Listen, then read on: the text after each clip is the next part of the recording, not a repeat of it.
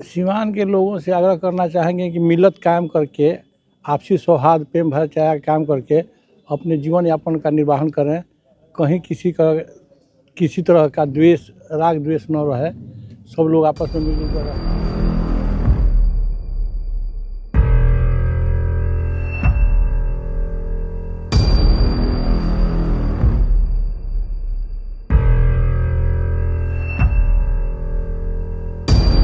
राजनीति में जो होता है वो दिखता नहीं है और जो दिखता है वो होता नहीं है।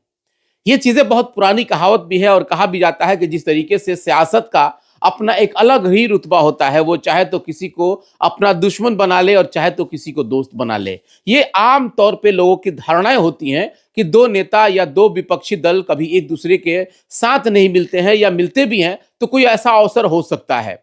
लेकिन जिस तरीके से शब्दों का जब बाण चलाया जाता है और जब एक दूसरे को घायल किया जाता है, उसमें एक आम कार्यकर्ता यह समझता है कि मेरे नेताजी ने सही कहा और उन्होंने ठीक कहा था उनको ये बात कह करके।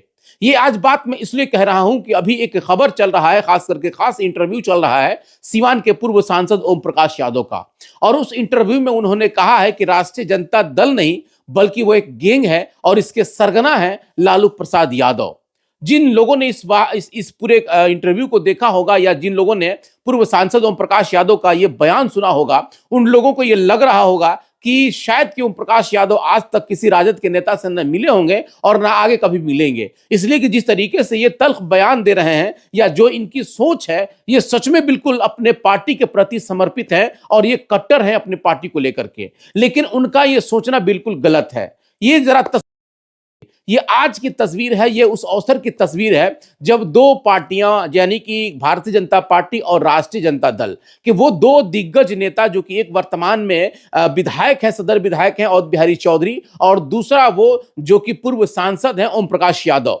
इन दोनों की प्रतिद्वंदिता को पूरा सीवान जिला जानता है, पूरा सीवान नहीं बल्कि पूरा बिहार जानता है। वैसे तो ये दोनों आपस में रिश्तेदार भी हैं, दोनों का अपना संबंध भी है, दोनों संबंधी भी हैं, लेकिन इन संबंधों को लेकर के जिस तरीके से बार बार ये बात कही जाती है कि ओम प्रकाश यादव अपनी पार्टी के लिए काफी कट्टर माने जाते हैं, और जिस तरीके से जिस भाषा का वो इस्तेमाल करते हैं, हालांकि इसके पहले जब 2020 में विधानसभा का चुनाव हो रहा था, उस चुनाव में दोनों आमने सामने भी थे और ऐसा लग रहा है कि कभी ये एक दूसरे से मिले नहीं होंगे, लेकिन उनका ये सोच बिल्कुल गलत है। आज जब सिवान सदर के विधायक अवध बिहारी चौधरी के उनकी पत्नी की पुण्यतिथि थी और इस अवसर पे लगभग सैकड़ों लोग उनके आवास पे बैठे हुए थे और सभी लोग जो है कि श्रद्धा सुमन अर्पित करने के बाद भोज का भी कार्यक्रम था, और ठीक जब भोज का कार्यक्रम चल रहा था उसी वक्त पूर्व सांसद ओम प्रकाश यादव भी आए और हाथ में उनके कार्ड था, यानी कि एक तरह से एक निमंत्रण कार्ड लेकर के वो सदर विधायक अवध बिहारी चौधरी के पास आए। उन्होंने प्रणाम किया और प्रणाम करने के बाद जब वो कार्ड देने लगे तो मीडिया जब वहीं पे थी, मीडिया ने उनसे सवाल किया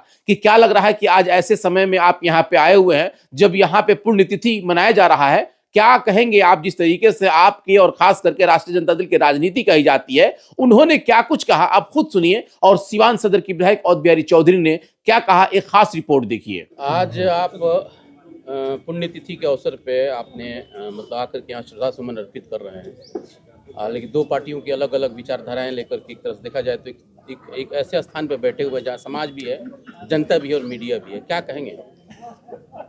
पुण्यतिथि के अवसर पर हम श्रद्धा सुमन अर्पित करने आए हैं। भगवान उनकी आत्मा को शांति दें और अपने चरणों में उनको जगह दें। हमारी बेटी की शादी है, इसलिए माननीय मंत्री जी को हम आमंत्रित करने आए हैं कि 6 फरवरी को मेरी बेटी की शादी है, कृपया उसमें शामिल होने की कृपा की जाए। तो एक तरह से एक तो आप बड़ा संदेश भी दे रहे हैं, आप पूर्व सांसद हैं, यहाँ के विधायक हैं, दो पार्टी अलग अलग, लेकिन उसके बाद भी आप आए हैं। तो संबंध अलग अलग नहीं ना है, संबंध तो अपने ही यहाँ ना होगा, तो हम अपने संबंधी के यहाँ आए हैं। संबंधी किया है कि समधी किया है? समधी के यहाँ आए हैं आमंत्रित करने और श्रद्धा सुमन अर्पित करने। आपके यहाँ इतना शुभ कार्य हो रहा है, शादी हो रही है आपकी बेटी की, सिवान के लोग जो हैं वो देख रहे हैं इस वीडियो को, क्या कहिएगा? सीवान के लोगों से आग्रह करना चाहेंगे कि मिलत कायम करके आपसी सौहार्द प्रेम भाईचारा कायम करके अपने जीवन यापन का निर्वाहन करें। कहीं किसी तरह का द्वेष राग द्वेष न रहे, सब लोग आपस में मिलजुल कर रहें। जरा इसके बारे में बताया जाए। आए थे। असल बात है, हमारी पत्नी के मैंने पूर्व में भी कहा कि आज पुण्यतिथि है, प्रत्येक वर्ष की बात इस वर्ष भी हम मना रहे हैं। तो पूर्व सांसद जो है उनका हम तो सब लोगों से कहे कि भाई इसमें पुण्यतिथि और अन्य मांगलिक कार्यों में पार्टी पौआ का कहाँ सवाल है। ये तो सब लोग जिसको बुलाया जाए वो आवें और अपने श्रद्धा सुमन अर्पित करें। तो वो आए हैं श्रद्धा सुमन अर्पित करने के लिए पुण्यतिथि में। और संबंध का जहाँ सवाल है तो संबंधी हम लोग हिले हैं, इसमें दो मत कहा है। भले विचार अलग अलग है तो विचार कोई विचारधारा भी हो, कोई लड़ाई की विचारधारा थोड़ी होती है। वो तो बिल्कुल एक अपना रास्ता है, हमको सोचने का कोई मतलब रास्ता है, अन्य को भी सोचने का रास्ता है। अपने अपने अच्छे सब लोग अच्छे ही सोचते हैं समाज के नवनिर्माण के लिए। इसलिए ये मतलब आज का जो हम लोगों का ये कार्य हमारा कार्यक्रम है, कहीं से कोई राजनीतिक पॉलिटिकल नहीं है।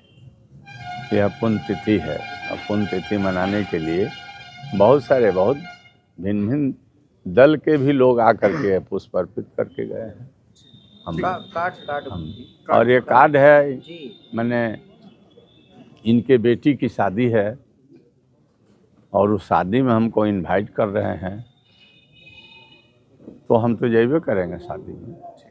बिल्कुल, आपने जो सुना ये चीजें उन लोगों के लिए काफी जो है कि एक तरह से देखा जाए तो नसीहत का काम करेगा, जो लोग राजनीतिक प्रतिद्वंदिता और राजनीतिक दुश्मनी मोल लेते हैं। जाहिर है कि राजनीति अपने जगह पे है और संबंध अपने जगह पे है। एक बड़ा संदेश भी सामने आता है कि कम से कम चलिए दो प्रतिद्वंदी जो आमने सामने वाले लोग जो है कि अगर कोई ऐसा अवसर आता है जब किसी के सुख दुख हो या फिर किसी के अच्छे काम हो, उसमें एक दूसरे का मिलना ये बहुत बड़ा अच्छा एक बड़ा संदेश दर्शाता है। और कुछ सिवान ही नहीं बल्कि पूरे बिहार के लोगों के लिए ये तस्वीर एक प्रेरणादायक भी बन सकता है कि जो लोग जब सदन में आते हैं या जब राजनीतिक मंच पे आते हैं तो एक दूसरे का दुश्मन अपने आप को समझ लेते हैं और उस दुश्मनी में कई तरह की भाषाओं का इस्तेमाल करते हैं, लेकिन जब सुख और दुख का मौका आता है तो दोनों और सब लोग साथ रहते हैं। ये एक बहुत अच्छी तस्वीर है। फिलहाल आप आगे बने रहे हमारे साथ। आप सबका बहुत बहुत धन्यवाद।